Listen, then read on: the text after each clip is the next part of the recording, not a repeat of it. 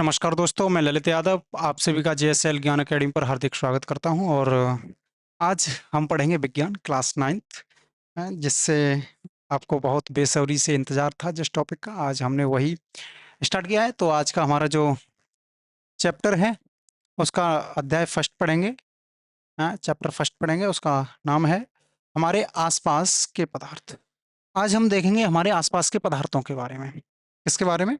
आसपास के पदार्थों के बारे में। ये सब पदार्थ ही तो होते हैं, पेड़, हाँ, साइकिल, रोड, हाँ, बच्चे, किसी वस्तु को देखना, मकान, दुकान, ये सब क्या है? ये पदार्थ के ही अंतर्गत आते हैं। तो हम उनके बारे में अच्छी तरीके से और गहनता से अध्ययन करेंगे उन चीजों को। तो आज पहली क्लास, और अच्छे उत्साह और जोश के साथ ऐसे ही बने रहें लगातार और मेहनत करें, जिससे आगे तक कंटिन्यूटी बनी रहे। ऐसा होता है कि स्टार्टिंग तो अच्छे से करते हैं लेकिन कंटिन्यूटी हमेशा तोड़ देते हैं बीच में। तो जो कंटिन्यूटी टूटती है बीच में वो सबसे गलत होती है। तो कभी भी कंटिन्यूटी नहीं तोड़नी है हमें, लगातार मेहनत करते रहना। आज पहली क्लास, लगातार क्लासें बढ़ती रहेंगी इसी तरीके से। तो उसी तरीके से हम भी आगे चलते रहेंगे जब तक नोट्स बनाने हैं प्रॉपर अच्छे तरीके से, और तैयार करना है, रिविजन करना है। ये एक अच्छे स्टूडेंट की, अच्छे विद्यार्थी के पढ़ने की स्टेज ही होती है। जो अच्छे तरीके से रिवीजन करता है, अच्छे तरीके से पढ़ता है, वो बहुत अच्छे और आगे तक चलता है। तो इसी तरीके से आगे आज हमारा टॉपिक पहला, तो विज्ञान क्लास 9th है हमारी। 9th में हम पढ़ेंगे हमारे आसपास के पदार्थ। तो देखो क्या है पदार्थों में, कौन कौन है पदार्थ। अब बोलोगे भैया सब पदार्थ ही हैं, रसायन विज्ञान है, तो सब पदार्थ हैं। तो सबसे पहले हम देखेंगे पदार्थ के बारे में। किसके बारे में देखेंगे? पदार्थ के बारे में। पदार्थ क्या होता है? क्या होता है पदार्थ? क्या होता है? देखो, वे सभी वस्तुएं जिनका द्रव्यमान होता है। क्या होता है? जिनका द्रव्यमान होता है। द्रव्यमान मतलब घेरने का स्थान है। वो वस्तुएं जगह घेरती हैं या कोई स्थान है, द्रव्यमान है उनका, और स्थान घेरती हैं, वे पदार्थ कहलाती हैं। क्या कहलाती हैं? जो वस्तुएं जिनका द्रव्यमान होता है और स्थान घेरती है, मतलब जगह घेरती है। जैसे ये पेंसिल मैंने यहाँ रखी, इसने ये जगह घेरी, यहाँ पे स्थान घेरा, इसे पदार्थ बोला जाएगा। जैसे ये बोर्ड है, बोर्ड दीवार पर लगा हुआ है तो इसने भी एक प्रॉपर जगह घेरी हुई है। ये सामने लैपटॉप रखा हुआ है मेरे, तो ये भी जगह घेरी है। टेबल रखी हुई है, ये भी एक पदार्थ है। ऐसे ही आगे देखेंगे, सभी पदार्थ छोटे कणों से मिलकर बने होते हैं। जो पदार्थ होते हैं वो कैसे? छोटे कणों से मिलकर बने होते हैं। भैया छोटे कणों से कैसे? जैसे ये पेंसिल है, पेंसिल भी ऐसा तो नहीं कि डायरेक्ट बन चुकी होगी, जैसी है तैसी तुरंत बन गई, नहीं बनी होगी ना। इसमें भी छोटे छोटे कणों का संयोग होगा। बोलते हैं ना कि बूंद बूंद से घड़ा भरता है। उसी तरीके से छोटे छोटे पदार्थों से, छोटे छोटे कणों से, छोटे छोटे अणुओं से, उनसे ही एक पदार्थ का निर्माण होता है। उसी तरीके से एक पदार्थ का निर्माण होता है। ऐसे ही पदार्थ के कण इतने छोटे होते हैं कि हम कल्पना भी नहीं कर सकते। जो पदार्थ होता है उसके कण कैसे होते हैं? इतने छोटे होते हैं, इतने सूक्ष्म होते हैं कि उनकी हम तुलना भी नहीं कर सकते। उनकी हम तुलना भी नहीं कर सकते कि वो कैसे, मतलब कितने छोटे हैं, कितने सूक्ष्म हैं। ऐसे ही आगे देखेंगे इसके उदाहरण। क्या देखेंगे? इसके उदाहरण देखेंगे। उदाहरण है हमारे पोटेशियम परमैंगनेट का एक छोटा सा कण। किसका? पोटेशियम परमैंगनेट का एक छोटा सा कण, छोटा कण को यदि एक गिलास पानी में डाल दिया जाए तो यह पूरे गिलास को रंगीन बना देता है। अर्थात एक छोटा कण गिलास में पानी के जितने कण हैं उतने भागों में विभाजित हो जाता है और सभी कणों के साथ मिल जाता है। तो आप अंदाजा लगाइए कि पदार्थ के कण कितने छोटे होते हैं। किसका उदाहरण लिया है हमने सबसे पहले हमारा उदाहरण लिया गया है पोटेशियम परमैंगनेट का। अब इसके जो कण हैं, एक गिलास पानी लें। क्या लें? एक गिलास पानी लें, उसमें इसके कणों को डाल दें। क्या करें? उसमें इसके कणों को डाल दें। उस कणों को डालने के बाद जो वो कण जाएंगे, वो कण इतने सूक्ष्म होते हैं, जब उसमें विलीन होंगे जाकर के जल में, तो प्रत्येक जल के जो प्रत्येक कण से, प्रत्येक अणु से मिल जाएगा वो जाके। इतना सूक्ष्म होता है। अब तुम अंदाज लगा सकते हो कि कण पदार्थ कितना सूक्ष्म होता है। क्या होता है कि आप अंदाजा लगाइए कि पदार्थ के कण कितने छोटे होते हैं, कितने सूक्ष्म होते हैं। जो पदार्थ के कण होते हैं वो कितने सूक्ष्म होते हैं। ठीक, ऐसे ही आगे देखो पदार्थ के कणों की विशेषताएं। अब हम देखेंगे पदार्थ के कणों की विशेषताएं। भैया आपने पदार्थ के बारे में बता दिया, पदार्थ क्या होता है, पदार्थ को कैसे पहचान, ये तो आ गया हमसे, लेकिन पदार्थ की कुछ विशेषताएं थी भी होगी। अरे हर व्यक्ति की कुछ विशेषताएं होती हैं और कुछ कमियां होती हैं, हर व्यक्ति के अंदर होती है ना। ये ऐसा तो नहीं है कि हर व्यक्ति अपने आप में परिपूर्ण है, शायद ही कोई चीज हो जो परिपूर्ण हो, केवल मैं मानता हूं ईश्वर ही परिपूर्ण है अपने आप में, वरना ऐसी कोई चीज नहीं है इस धरती पे जो अपने आप में एक परिपूर्ण और संपूर्ण प्रस्तुत कर दे अपने आप को कि मैं संपूर्ण हूं, मैं हूं। ऐसे ही इसकी पदार्थ के कणों की विशेषताएं देखेंगे, इसकी भी विशेषताएं देखेंगे, हैं? देख रहे हो, देखो, आओ।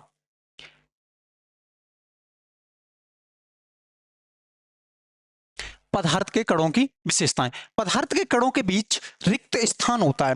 क्या होता है, जो पदार्थ है उनके बीच में डिस्टेंस होता है, दूरी होती है, स्थान होता है उनके बीच में। भैया स्थान कैसे होता है, जैसे कोई वस्तु लो तुम, कोई कण लो, उनके बीच में भी डिस्टेंस होगा, उनके बीच में भी, जैसे ये ठोस चीज है, ये मेरे हाथ है, ये मान लो मैंने ऐसे करके ऐसे पकड़ लिए ऐसे, अब इनके बीच में भी गैप है थोड़ा सा। क्या है, पदार्थ के कणों के बीच में रिक्त स्थान होता है, जो कण दिए गए हैं हमें, जो कण हैं उनके बीच में भी रिक्त स्थान है, मतलब खाली जगह है उनके बीच में भी। ठीक ऐसे ही पदार्थ के कण निरंतर गतिशील रहते हैं, जो पदार्थ के कण होते हैं वो आपस में कैसे रहते हैं, गतिशील रहते हैं, गतिशीलता है उनके अंदर, ऐसा नहीं स्तर हो जाते हैं एक जगह पे। क्या होता है, एक जगह पे स्तर नहीं होते, वो गतिशील रहते हैं, चलते रहते हैं इधर उधर। ऐसे ही पदार्थ के कण एक दूसरे को आकर्षित करते हैं, वो प्रतिक्रिया होती है ये एक आकर्षित करने की, है जो तुम्हारे भी अंदर है? हर किसी को अपनी ओर आकर्षित करना, वो पदार्थ के अंदर है। देख रहे हो, तुम भी पदार्थ के ही अंडर आ रहे हो, है? बोलते हो मेरी मेरी ओर हर कोई आकर्षित हो जाता है? अक्सर होता है जब लोग अच्छे काम और अच्छी चीजें करते हैं तो लोग अपने आप आकर्षित होते हैं उनकी तरफ, और होना भी चाहिए, होना चाहिए या नहीं होना चाहिए, होना भी चाहिए। कोई अगर अच्छी रास्ते पर है, अगर अच्छी बात बताए तो उसको मैं समझता हूँ व्यक्ति को आकर्षित तो होना चाहिए, समझना चाहिए उसे। वही चीज है यहाँ पर, पदार्थ के कणों कण एक दूसरे को आकर्षित करते हैं, वो एक दूसरे को आकर्षित करते हैं अपनी ओर कि तू मेरी तरफ आ जा, तू मेरी तरफ आ जा। ये विशेषता है पदार्थ की, तुम पदार्थ को देख के बता सकते हो। जैसे कोई कण है वो आपस में अगर एक दूसरे को इकट्ठा है, गतिशील है, निरंतरता दिखा रहा है उसमें, तो वो पदार्थ के कण पदार्थ के अंडर आएगा, पदार्थ के निहित काम करेगा। पदार्थ के कणों में खाली जगह होती है, रिक्त स्थान होता है, कोई कण लोगे उसमें भी रिक्त स्थान होते हैं। जैसे मिट्टी है, वो भी एक पदार्थ है? पेन है, कुर्सी, टेबल, मेज, कुछ भी एक्स वाई जेड सब पदार्थों के अंदर है। तो ऐसे ही आगे देखेंगे हम, पेन कहाँ रखती मैंने, ये आ गई, देखो। पदार्थ के कण निरंतर गतिशील होते हैं, जो पदार्थ के, अरे देखो, अब यहां से हम देखेंगे, अब इनके बारे में देखेंगे कि इनके बारे में, पदार्थ के कणों के बीच रिक्त स्थान होता है, मतलब जो पदार्थ हैं उनके बीच में रिक्त स्थान होता है, वो कैसे होता है ये डिफाइन करना है हमें। क्या होता है कि नमक, शर्करा, डेटॉल और पोटेशियम परमैंगनेट जैसे पदार्थ आसानी से जल के कण के बीच मिल जाते हैं। ऐसा इसलिए है कि पदार्थ के कणों के बीच पर्याप्त रिक्त स्थान होता है। जैसे नमक देखा होगा, शक्कर देखा होगा तुमने, पोटेशियम देखा होगा, परमैंगनेट, पोटेशियम, तो उनमें क्या होता है कि पदार्थ जैसे ही जल में तुम नमक को डालोगे वो अपनी जगह बना देगा उसमें। चीनी को तुम जैसे ही जल में डालोगे वो अपनी जगह निरंतरता बना देगी उसमें। उनमें अगर जगह नहीं होती, अणुओं के बीच में, पदार्थ के कणों के बीच में अगर जगह नहीं होती तो शायद पत्थर है, पत्थर को तुम लो जैसे रख दोगे वो वैसा ही रखा रहेगा, उसमें कोई वो नहीं है, उसमें जगह ही नहीं है। ऐसे ही चीनी है, नमक है, पोटेशियम है, परमेनेट पोटेशियम है, पोटेशियम परमेनेट है, ये सबके बीच में क्या है, डिस्टेंस है, दूरी है, पर्याप्त स्थान है इनके पास, तो ये एक दूसरे में घुल जाते हैं। जैसे सबसे पहले हमने क्लास के स्टार्टिंग में ही एक उदाहरण लिया था, किसका था, पोटेशियम परमैंगनेट का। तो इसमें हमने देखा था एक गिलास में एक कण डालने से, क्या करने से, एक गिलास में एक कण डालने से पूरा गिलास उसमें विलीन हो गया, वो रंग उसने प्रभावित कर दिया अपना। क्या किया, तुमने अक्सर देखा होगा तो लोगों को बोलते हुए कि संगत का असर होता है। क्या होता है, संगत का असर होता है, वही असर है इनमें, तुम जैसे के साथ रहोगे वैसा बन जाओगे, ये अक्सर होता है। अच्छे लोगों के साथ रहोगे तो एक ना एक दिन अच्छे बन जाओगे, खराब लोगों के साथ रहोगे तो अक्सर एक ना एक दिन तुम खराब हो ही जाओगे। बिल्कुल तो अपने आप को सेफ रखना, लेकिन नहीं रख पाओगे तुम। ठीक वही चीजें हैं यहाँ पर। ठीक, विज्ञान को हमें कभी केमिस्ट्री पढ़ रहे हैं हम। केमिस्ट्री को, रसायन विज्ञान को हमें कभी भी बोझ समझ के नहीं पढ़ना है, बहुत आसान और सरल और संक्षिप्त तरीके से पढ़ना है। ठीक, देखो आगे है इसमें, पदार्थ के कण निरंतर गतिशील होते हैं। भैया आपने तो बोल दिया पदार्थ के कण निरंतर गतिशील होते हैं, अब हमें ये तो बता दो कैसे होते हैं, कैसे होते हैं, क्या गतिशीलता होती है उनकी। देखो आगे अब इसमें हम देखेंगे पदार्थ के कणों के बारे में, जो गतिशीलता होती है उनके अंदर वो कैसे होती है और क्या है उनकी। वह है, देखो पदार्थ के कण निरंतर गतिशील होते हैं। पदार्थ के कण कैसे होते हैं, गतिशील होते हैं, चलते रहते हैं, अर्थात उनमें गतिज ऊर्जा होती है। गतिज ऊर्जा मतलब गतिज ऊर्जा, चलने की ऊर्जा, गति करते रहते हैं, आगे पीछे हेल डोल खेलते रहते हैं, वो गतिज ऊर्जा होती है। तापमान बढ़ने पर कणों की गति तेज हो जाती है। जैसे ही तापमान बढ़ेगा कणों की गति तेज तीव्रता से बढ़ती जाएगी ऊपर की ओर। क्या होगा, जो तापमान बढ़ेगा उसी के अकॉर्डिंग जो कण हैं वो बढ़ते जाएंगे, उनकी गति भी बढ़ती चली जाएगी। ऐसे ही कणों की गति, तापमान बढ़ने पर कणों की गति तेज हो जाती है, इसलिए हम कह सकते हैं कि तापमान बढ़ने से कणों की गतिज ऊर्जा भी बढ़ जाती है। तापमान बढ़ने पर क्या होता है, कणों की गति तेज हो जाती है, कण क्या हो जाते हैं, तेज काम करने लगते हैं। तुमने देखा होगा अक्सर कि मम्मी जब तुम्हें मार लगा देती है तो तुम भी तेज काम करने लगते हो, तुम एक कण का काम करते हो उस टाइम पर। जैसे ही तुम्हें प्रकाश मिला, जैसे ही तुम्हें ऊर्जा मिली, जैसे ही डांट मिली तुम्हें, अक्सर तुरंत काम करोगे, अरे मैंने ये नोट्स नहीं बनाया, ये नहीं किया मैंने, वो नहीं किया है, करने लगोगे तुम। वही चीज है, वही गतिशीलता है इनके भी अंदर, इनमें भी वही गतिशीलता है, समझ रहे हो। ठीक है, आगे देखो, आगे है पदार्थ के कण एक दूसरे को आकर्षित करते हैं। अब कैसे करते हैं आकर्षित, हम उसके बारे में देखेंगे। ठीक, देखो आगे, आगे लिखा हुआ है पदार्थ के कणों के बीच एक बल कार्य करता है। जो पदार्थ होते हैं उनके बीच में एक बल कार्य करता है। जैसे ये एक पदार्थ है और एक ये है, दोनों पदार्थ हैं, इनके दोनों के बीच में जो डिस्टेंस है ये वाली, इसमें ये निरंतर वो होता है, क्या होता है, एक बल कार्य करता है। क्या करता है, बल, बल लग रहा है, जोर लग रहा है इन दोनों, चुम्बक, चुम्बक देखी होगी तुमने, दो पदार्थ हैं, दोनों हैं, दोनों को आपस में ऐसे लागू बल लगता है एकदम। इतने तुमने अक्सर देखा होगा, शायद ही क्लास में कोई ऐसा बच्चा होगा जिसने चुम्बक को आपस में न चिपटाया हो, न लगाया हो, सब लगाते हैं। बचपन में तो ये एक सबसे फेवरेट खेल होता है सबका। तो वही ऐसे तुम अगर लगाओगे ना उसे ऐसे करके ऐसे, तो क्या होता है, लगन पर एकदम ताकत सी जुड़ती है, वही बल कार्य करता है वहां पर। ठीक, वही आकर्षण बल होता है। जैसे बल, यह बल कणों के एक दूसरे से बंधे रखता है। जो ये बल जो होता है वो एक दूसरे को बांधे रखता है। कैसे रखता है, बांधे हुए रखता है, मतलब ना इधर होने देगा ना उधर, मतलब संतुलन बनाए रखेगा। क्या है, संतुलन बनाए हुए है वो, वही है। यहां पर आगे लिखा हुआ है, इस आकर्षण बल का सामर्थ्य अलग अलग पदार्थों में अलग अलग होता है। जो ये बल है इनका सबका, जो बल दिए गए बल होते हैं इनका सबका अपना अपना अलग होता है।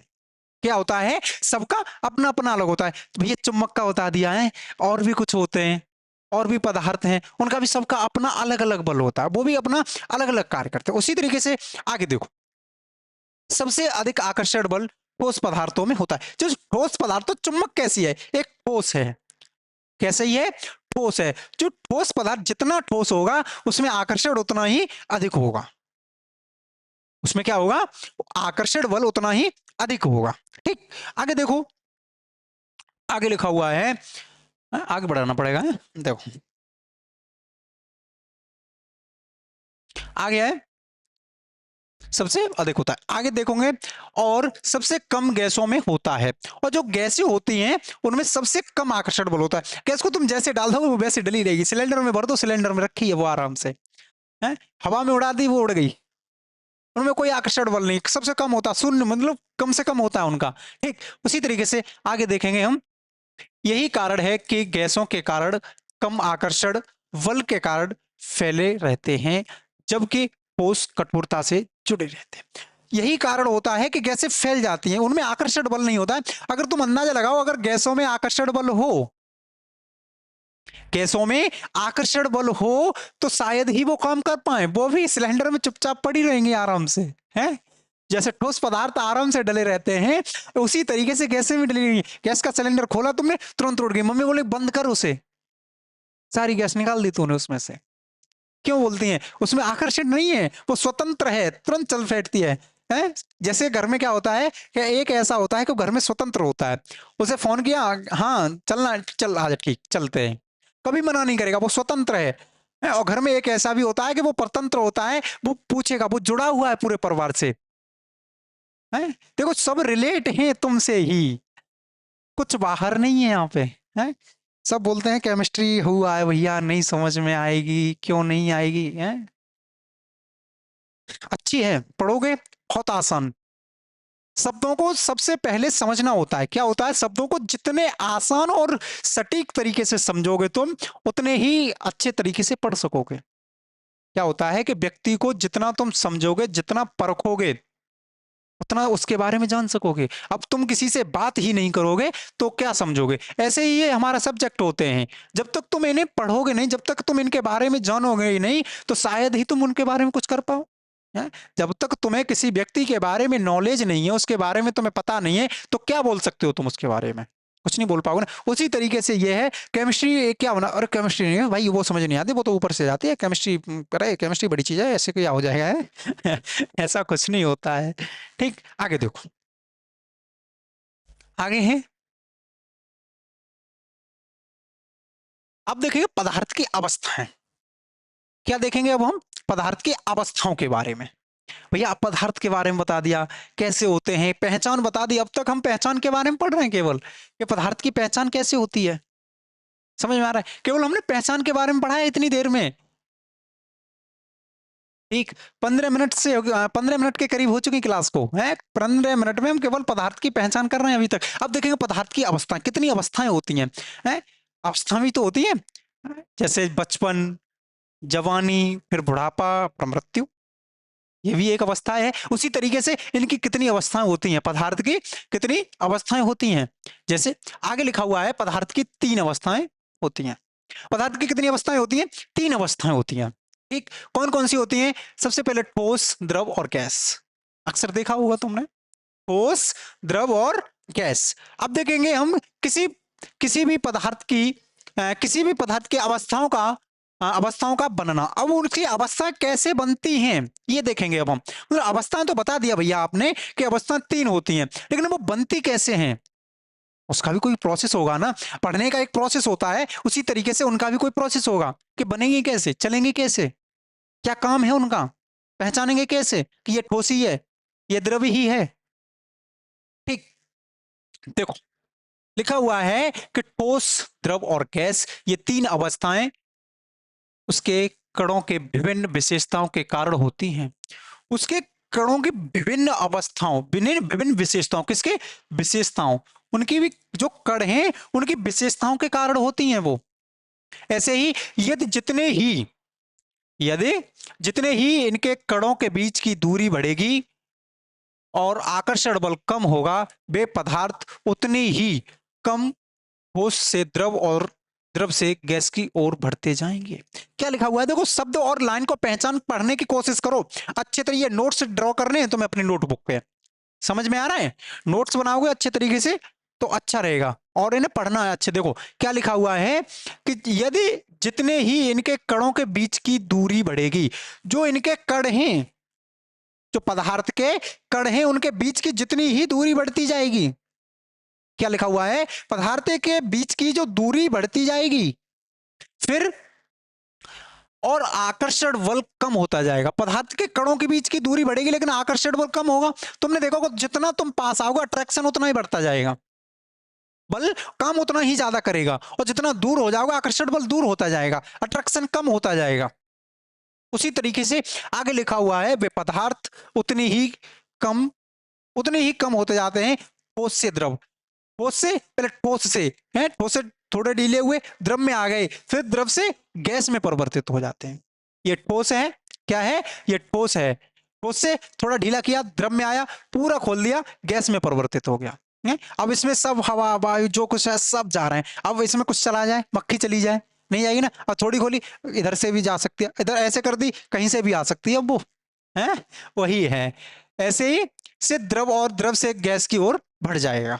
ठीक, समझ में, तीनों अवस्थाओं को कितने अच्छे और आसान तरीके से ड्रॉ किया है, और ऐसे ही तुम अपनी नोटबुक पे अच्छे तरीके से बनाना है इसे, ठीक है। और यही डेफिनेशन करनी है तैयार तुम्हें।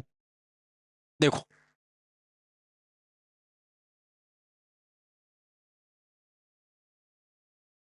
अब देखेंगे हम ठोस के गुणधर्म। किसके? ठोस के गुणधर्मों के बारे में। ठोस के गुणधर्म क्या है? क्या देखेंगे? ठोस के गुणधर्म देखेंगे। हैं, इनके गुणधर्म क्या हैं भैया? सबके गुणधर्म होते हैं ना अपने अपने। किसी का कोई कुछ है, सब अपने अपने उसके होते हैं ना। उसी तरीके से इसके भी देखेंगे भाई। ठोस के भी पढ़ लो, पढ़ रहे हैं तो पढ़ लो। देखो, ठोस के कौन कौन से होते हैं। देखो क्या लिखा हुआ है कि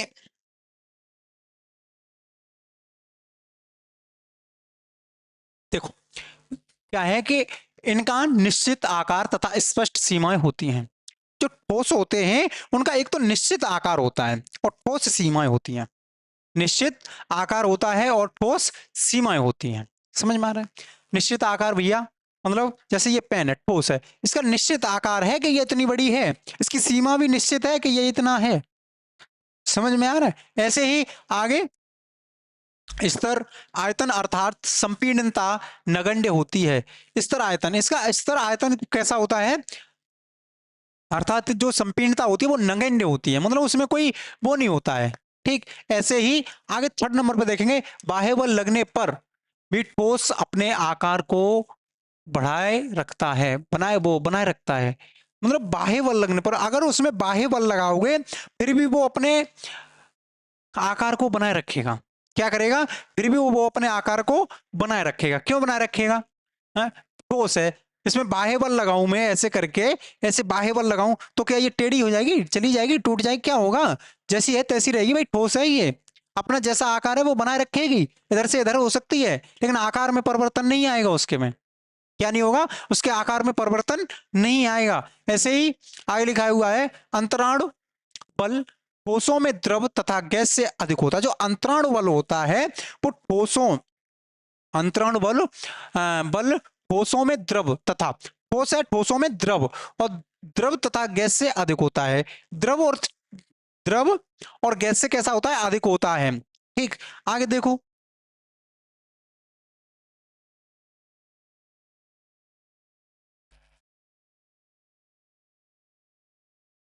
आगे लिखा हुआ है द्रव के गुणधर्म। अभी हमने देखे थे ठोस के गुणधर्म। किसके? ठोस के। अब देखेंगे हम द्रव के गुणधर्म। किसके? द्रव के गुणधर्म। किसके? द्रव के गुणधर्मों के बारे में देखेंगे। अब अभी हमने थोड़ी देर पहले देखे थे ठोस के गुणधर्म। किसके? ठोस के। अब देखेंगे हम द्रव के गुणधर्म। किसके? द्रव के गुणधर्म। द्रव का निश्चित, जो द्रव होते हैं उनका निश्चित आकार नहीं होता। द्रव का कभी निश्चित आकार नहीं होता है। क्या नहीं होता है? उसका द्रव पदार्थ जो होते हैं उनका निश्चित आकार, जहां रख दोगे, जिस बर्तन में रख दोगे, जैसे रख दोगे, वे उसी का आकार ग्रहण कर लेते हैं। वे उसी का आकार ग्रहण कर लेते हैं। इनका आयतन निश्चित होता, आकार निश्चित नहीं होता है लेकिन आयतन निश्चित होता है। जिसमें रखोगे उतना ही रहेगा, उससे आगे नहीं निकलेगा ये। ठीक, ये लाइनें हैं ना, एग्जाम में डायरेक्ट पूछी जाती हैं। समझ में आ रहा है? नोट कर लो इन्हें अच्छे तरीके से, नोट्स बनाओ।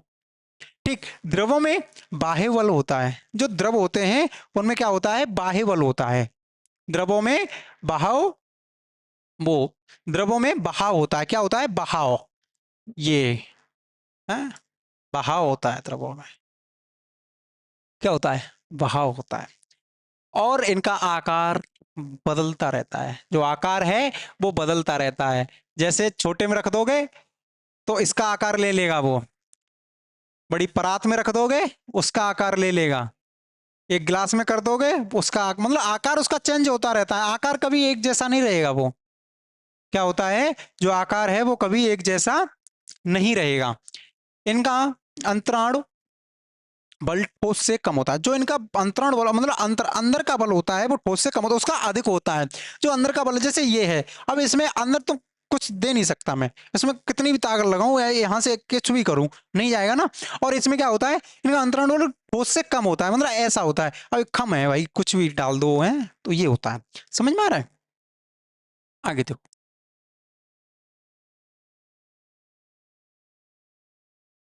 गैस के गुणधर्म। अब किसके देखेंगे हम?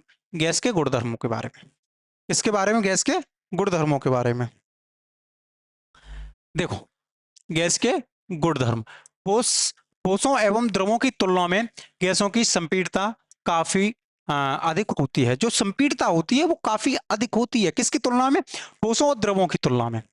ठोसों और द्रवों की तुलना में इसकी संपीड़नता को होती है वो कैसी होती है? ज्यादा होती है। इनके कणों के बीच अंतराणुक बल सबसे कम होता है। जो इनके कण हैं उनके बीच में सबसे कम होता है। ठोस में सबसे अधिक होगा, द्रव में उससे कम होगा, और गैस में तो खत्म ही है। इनके कणों के बीच की अंतराणुक बलता सबसे कम होती है। गैसों को आसानी से दबाया जा सकता है। गैसों को आसानी से दबाया जा सकता है, लेकिन द्रव द्रव को थोड़ा कम दबा सकते हो, और ठोस को तो बिल्कुल ही नहीं दबा सकते हो तुम। ठोस से तो कुछ कर ही नहीं सकते भाई, ये तो ठोस है। बोल देना इसकी बॉडी तो ठोस है, कुछ नहीं कर पाओगे इसके साथ तुम। कुछ कर लो। ऐसे ही आगे है, इनका विसरण काफी तीव्र होता है। जो विसरण होता है वो काफी तीव्र होता है। मैंने तुम्हें स्टार्टिंग में बताया था कि गैस के सिलेंडर को जैसे ही तुम खोलोगे, जैसे ही ओपन करोगे, तुरंत फैलने लगेगी। उसमें टाइम नहीं लगेगा। द्रव धीमे धीमे जाएगा, ठोस जैसा है वैसा ही डला रहेगा, लेकिन गैस जैसे ही खोली तुमने तुरंत फैल गई। पता लग जाएगा, मम्मी तुरंत बोलेंगे गैस चालू कर दी, किसने चालू की, इसे बंद कर जल्दी। पता लग जाता है। इनका विसरण जो फैलने की प्रक्रिया है वो सबसे अधिक है। क्या है? वो सबसे अधिक है। ऐसे ही आगे देखो,